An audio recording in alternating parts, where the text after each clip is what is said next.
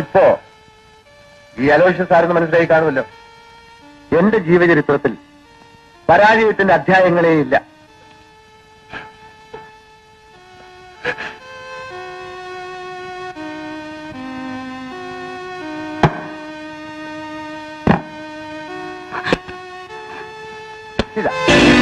ഇത് നിനക്ക് വേണ്ടി വാങ്ങിച്ച വിവാഹ വസ്ത്രങ്ങളാണ്. ഈ മന്ത്രകോടി ശവക്കോടിയാക്കി മാറ്റുമെന്നല്ലേ നീ ഭീഷണി മുഴക്കിയത്? തുറക്കട്ടെ.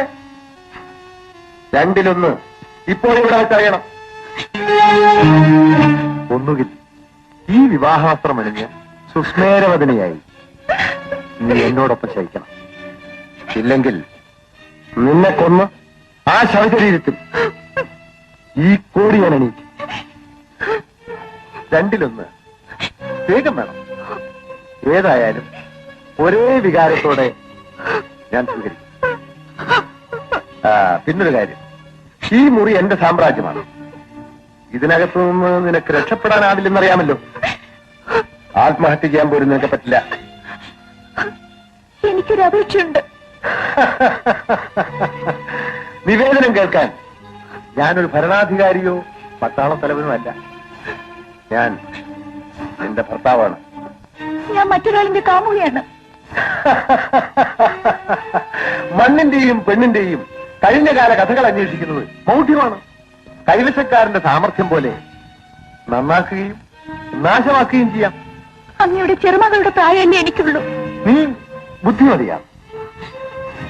ആ ഓലപ്പാമ്പ് കാട്ടി എന്നെ ഒതുക്കാൻ ശ്രമിക്കരുത്. ആദ്യ രാത്രിയിൽ ഭർത്താവ് ഭാര്യ ബലാത്സംഗം ചെയ്യുക.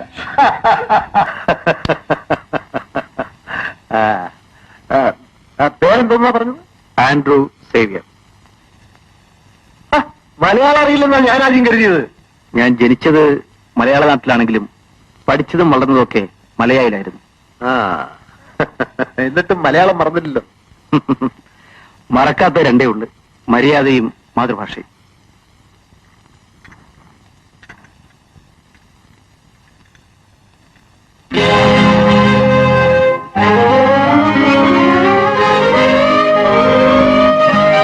കാര്യങ്ങളെല്ലാം ഞാൻ വിശദമായി പറഞ്ഞു. മുഖവുര കൂടാതെ കാര്യങ്ങളിൽ പരസ്പരം മനസ്സിലായല്ലോ. ഇനി വിലയുടെ കാര്യം മാത്രം ഒന്ന് ഉറപ്പിച്ചാൽ മതി. വിലയുടെ കാര്യത്തിൽ നമ്മൾ തെറ്റിപ്പിരിയാൻ പാടില്ല. മിസ്റ്റർ സേവിയർ ആണെങ്കിൽ ഷിപ്പിംഗ് ബിസിനസിനെ കുറിച്ച് അറിയാവുന്ന ആളല്ലേ? എന്താ